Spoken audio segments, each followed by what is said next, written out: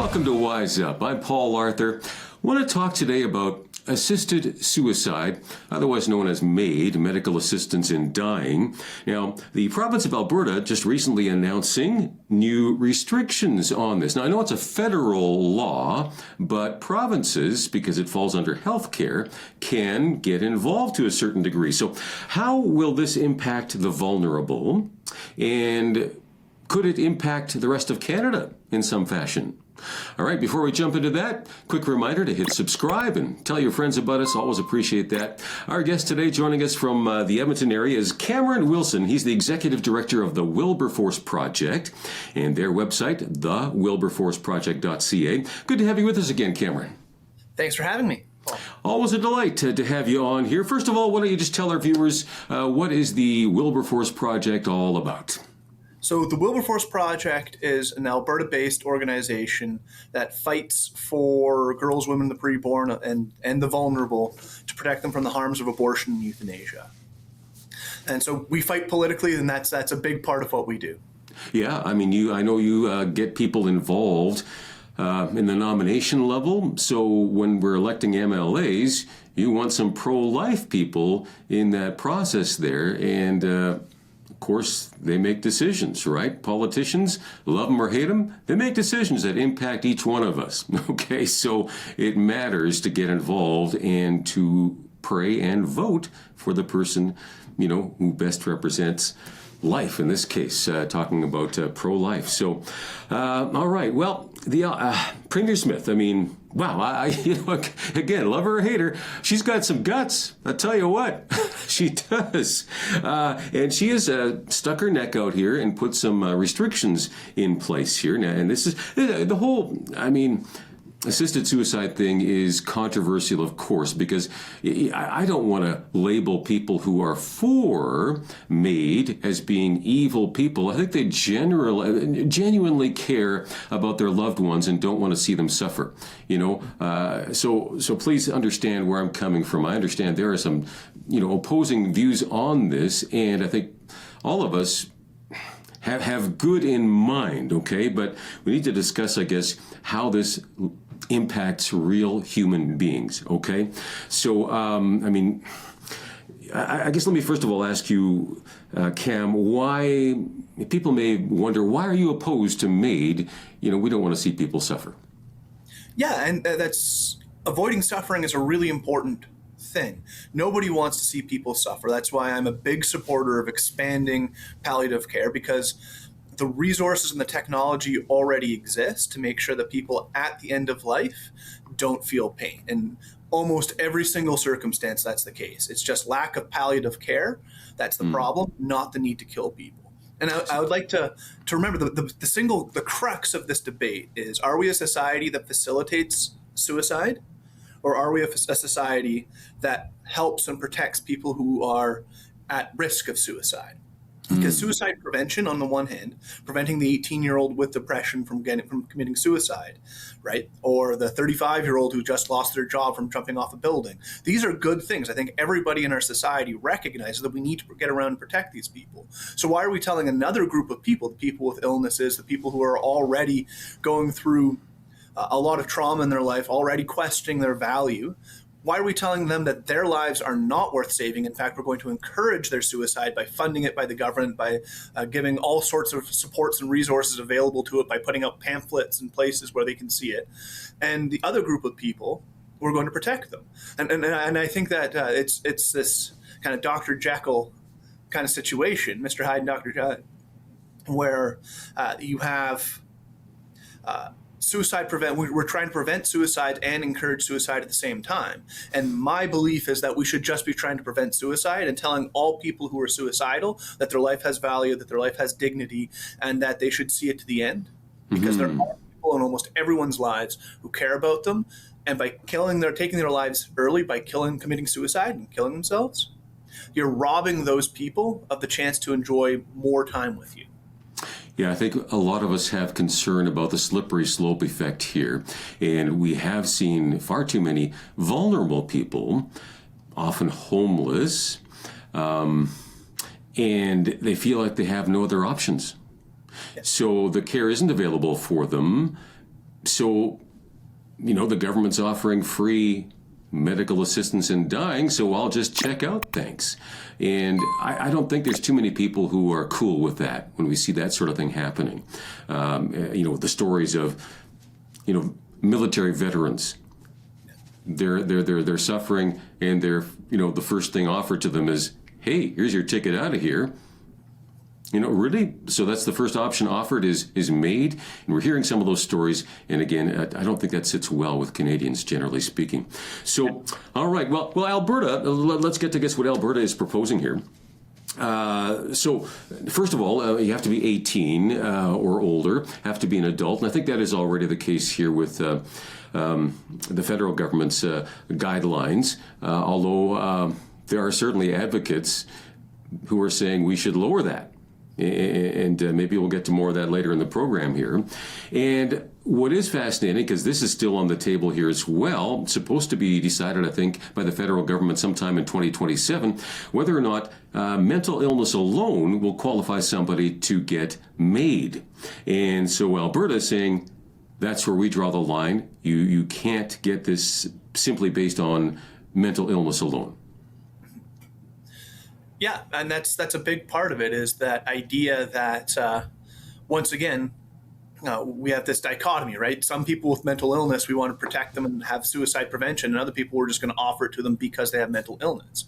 So what separates one group of people from the other? Why are we saying that one's valuable and one's not? Both should be valuable. We should value everybody's lives, including and especially those people who have a mental illness that's keeping them from seeing their own value.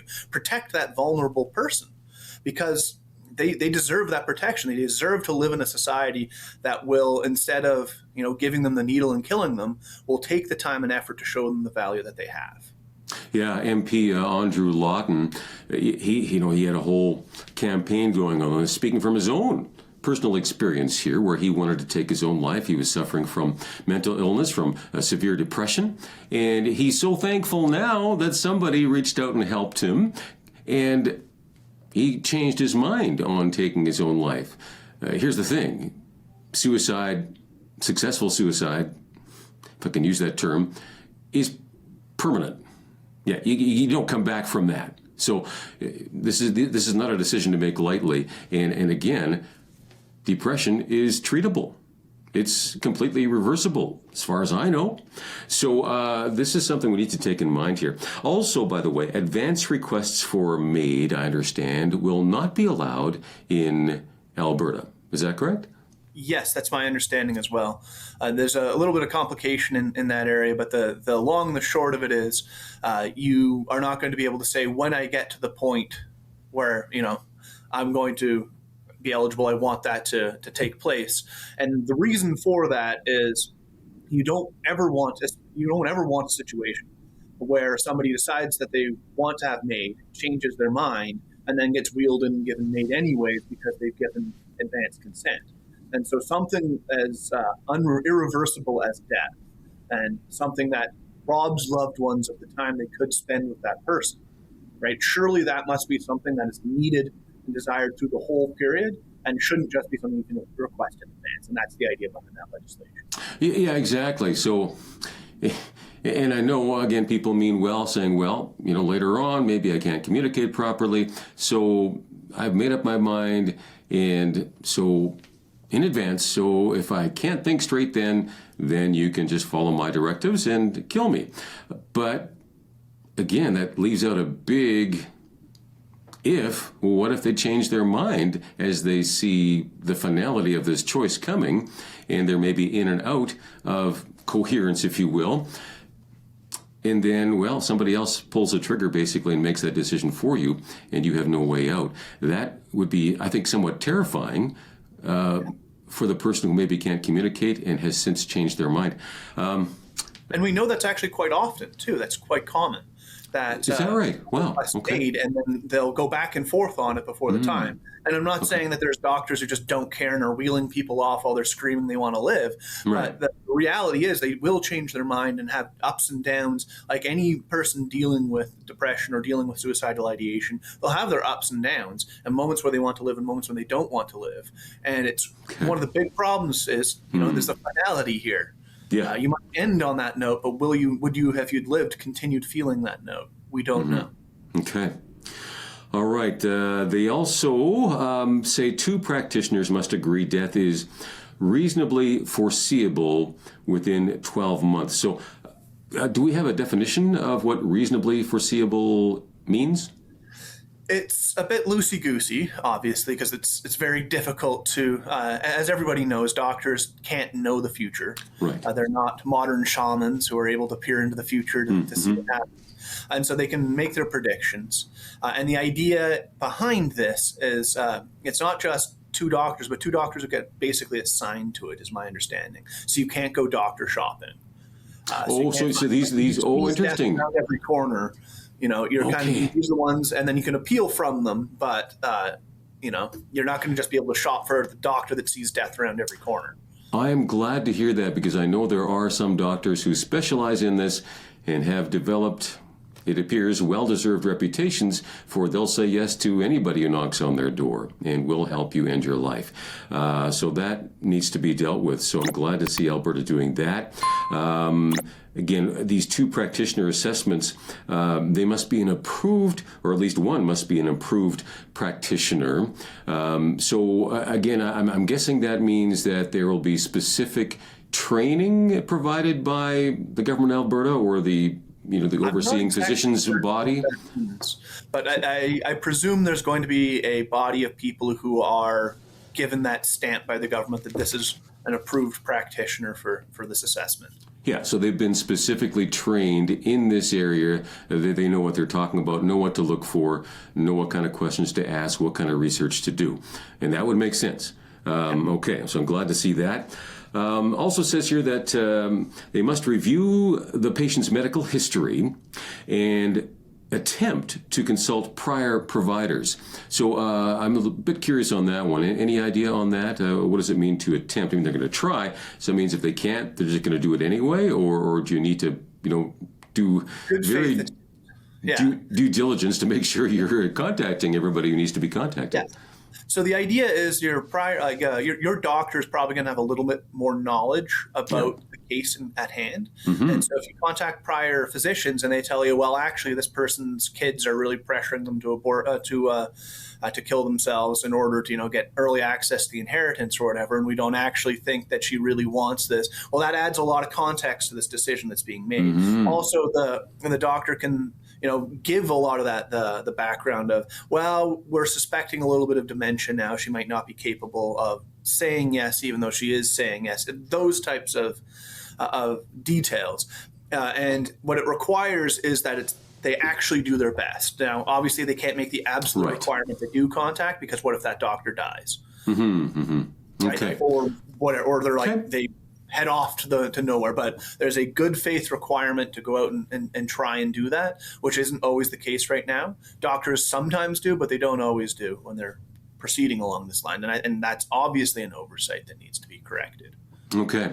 All right. If you're just tuning in here, I'm speaking with the Wilberforce Project, the wilberforceproject.ca, Cameron Wilson, Executive Director, and talking about Alberta's new proposals on guidelines for medical assistance in dying. Okay. So Alberta's saying this must be witnessed in person by a family member.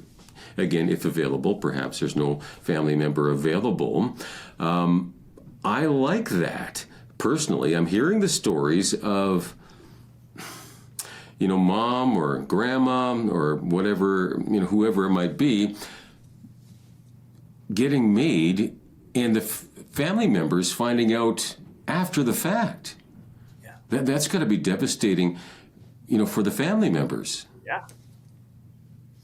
Yeah, and this requirement, it does a lot of things. One, it requires a level of connection now. Right? And MAID is driven by lack of connection. So forcing connection into the situation also increases the likelihood of a person making the decision not to deny their family members time with them. So that's one big thing that it does, is by forcing that connection, much like in the abortion debate, requiring somebody to see an ultrasound of their child before having an abortion, it creates the connection that makes the irrevocable decision harder. But the second element is it allows family members to make sure that their parents are not being wheeled off to their death screaming that they want to live. It creates that level of accountability that there is somebody who's going to be watching and making sure it's there. And finally, just on a human level, I can totally disagree with somebody's decision to kill themselves and still want to make sure that before they die, they're holding somebody's hand as that happens. Right? I appreciate what you're saying there, Cameron. Yeah, thank you. Okay. Also, conscience rights. Doctors, nurses, this is important stuff. So I'm glad to see Alberta saying doctors, as well as health facilities, can refuse to participate. Now, I understand they are required to direct patients to appropriate information. However, if I'm understanding this correctly, and this is important, physicians and nurses would be prohibited from making referrals for individuals seeking MAID outside of Alberta, because that's the easy runaround, right? It's just, jump over to BC or whatever province you choose outside of Alberta. Now, I think you can still do that. However, it will put some delay into it, okay, because, the quick way would be simply to get your Alberta physician or nurse to, refer you. And so in this case, it puts a bit more time in there. Again, some pause for sober thought, perhaps. Yeah. And just like the more hurdles that are in place for somebody making an irrevocable decision and slowing down the process as much as possible, the more likely they are to make the better decision in the long run. And so you don't want a permanent decision like the decision to kill yourself to be something that you can make in a fit of despair. Yeah, exactly. Well said. Process. Yeah. And they also have a 150-meter exclusion zone. Again, no MAID services involved near facilities that opt out. Okay, so you have perhaps a Catholic hospital, something like that, or a hospice, and so people can't be, interfering there. But again, I really appreciate the fact that they are not forced to participate against their conscience. I mean, that just makes sense, I think, to most people. But all right, there's also some limits being placed on MAID information. It cannot be publicly displayed and cannot be proactively offered. Again, I mentioned earlier, too often we're hearing that as maybe the first solution offered. You're feeling all kinds of pain and you just want this to end. So rather than palliative care, we're going to offer you first choice is to bail out via assisted suicide. Yeah, and it's really important. Anybody who has gone through a part of their life where they've considered suicide can tell you that the worst thing you can do for somebody in that situation is proactively tell them, have you thought about killing yourself? Right? Especially in an encouraging way, like, oh, here's a way out. Yeah. Here's the knife that I've sharpened for you. Here are the pills that you could use. Like that's a terrible, terrible way to treat this situation or to engage with the situation. So by putting that prohibition in place that your hospital staff are not allowed to whisper into everyone's ear, have you thought about suicide? Have you thought about suicide? You're going to decrease the likelihood that a person seeds that. There's no incepting into their minds of this need. And I think that's very valuable. Once again, we ought to be a society that's seeking to protect people from suicide, not encouraging them to take it, right? And we want to be, you can talk about medical assistance in dying, but that's become medical insistence on dying now. And we've got to fight back against this. Yeah, no, I appreciate that. And again, this can only be discussed apparently if the patient asks. So doctors in Alberta, my understanding is they shouldn't even be bringing this up unless the patient asks about it, in which case they can share information on that. So professional accountability. So violations will be treated as unprofessional conduct. Serious breaches resulting in a loss of license. Again, I don't know if that's the loss of your medical license. I think it's more of the loss of the, ability to perform the MAID. Is that correct? Yes. Yeah. Okay. And then repeat violations would result in a permanent prohibition of this physician being able to perform MAID. So, again, those are, I think, good guidelines to have in place, although it probably is going to fall into the hands of the Alberta, whatever, the regulatory Society of Physicians and so forth, whatever the actual term is. Sorry, it slips my mind at the moment. But so we'll see how well they handle that. Hopefully they'll be in step, I guess, with the Alberta government on this one. Now, reality is there's going to be some legal challenges to this. That's like a guarantee. And the option, I guess, for Premier Smith, and I'm pretty sure she's prepared to do that, is to just invoke the notwithstanding clause. Yeah. I mean, in reality, like there's parts of this bill that are absolutely worth the notwithstanding clause. Protecting people, 18-year-olds or 35-year-olds with depression as their sole underlying cause from killing themselves is something that the federal provincial government ought to do, especially considering how much money the provincial government spends on suicide prevention, right? We should be spending money on suicide prevention, or at the very least, we shouldn't be spending money on suicide encouragement. And so these things that are clearly within the provincial competency, things that the Constitution clearly says the province can do. They have every right to regulate and to administer healthcare under the Constitution. And nothing in this is a criminal violation. In fact, there's no way you can make a criminal argument. There's no the punishments for doctors who violated are just professional punishments. They're not getting thrown in jail. They're not getting any external punishments outside of that. So this is clearly within their competency. And any judge who argues otherwise is very obviously violating the very principles of a democratic society. That these things should be decided by the legislature, and not just that judges should be making laws because that's what they prefer the law would be. And so this is what the notwithstanding clause is there for, to protect the principle in our democracy of parliamentary supremacy, so that Parliament can say, or the legislature in this case can say, no, this is the way it's going to be. The courts have to deal with it. Okay. And speaking of democracy, very interesting. In Scotland, they recently had a parliamentary vote on this, and I think it was something like 69 to 57. People were expecting the opposite result, and it was going back and forth, but they came down and voted against assisted suicide or medical assistance in dying. So I was encouraged to see that, although, of course, it's controversial, and I'm sure they'll try to bring that back up again. But there's reasons for this. It's not every country around the world is saying, hey, Canada, good on you, we're going to follow your example. I mean, Canada, again, I'm trying to remember how many years it's been in place now, with assisted suicide being legalized, but we have some of the highest rates in the world now, and the number keeps on going up as to how many people are ending their lives. Yeah, because surprise, surprise, when you start encouraging people in a vulnerable place to commit suicide and telling them that's the best thing that they can do, vulnerable people are going to be the ones who suffer most from this, and they're going to suffer in large numbers, and they're going to suffer very permanently. And that's the concern that we have here, is that, or one of the many concerns that we have here, and is that the vulnerable are disproportionately attacked. And that's actually why I found it really interesting, the result of that vote in Scotland. Did you know that it was the Labour Party that voted it down? Wow. All the other parties were fairly split on the issue, including the Conservatives, but the Liberals was like 75% of, sorry, not Liberals, the Labour, 75% of their most left-wing party. That's really interesting. Trying to make sense out of that. It's because they want to protect the vulnerable.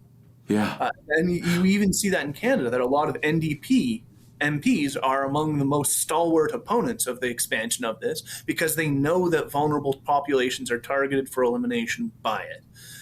Yeah, they have a heart of compassion for people in need. And so, this is important. This is very interesting to see that disabled groups across Canada and around the world, generally speaking, they are massively against MAID, because they know how vulnerable the population is.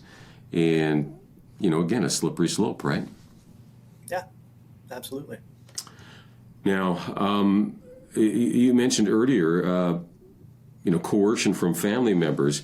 And I mean, I guess it sounds like an extreme, but I've, just in my circles, I guess, talking to various people who've had this experience in their extended family, it's not that uncommon, actually. People want inheritance. There's a reason. Oh, man, it's horrible to think about, but there's a reason Jesus talked lots about our love of money. We tend to be selfish human beings. That's why we need God's help to, get out of that and to be looking outside of ourselves, be other-centered rather than self-centered, and especially when it comes to money things, right? I want that inheritance, and I'd rather have it sooner than later, so, your life sucks anyway, Grandma and Grandpa, let's get you out of here, right? I mean, I'm being a little harsh there maybe, but some people literally have experienced that in their family units. So this is a preventative measure against that, I think. Yeah, absolutely. And it's easy, even if it's not said out loud. A person in a vulnerable situation, human beings are very good at picking up on body language or picking up on the subtle social cues that people don't want them around anymore.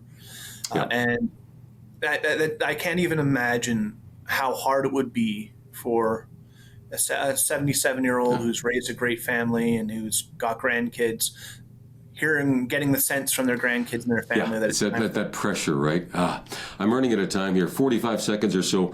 What can people do here? We need to do this. Need to contact our politicians, right?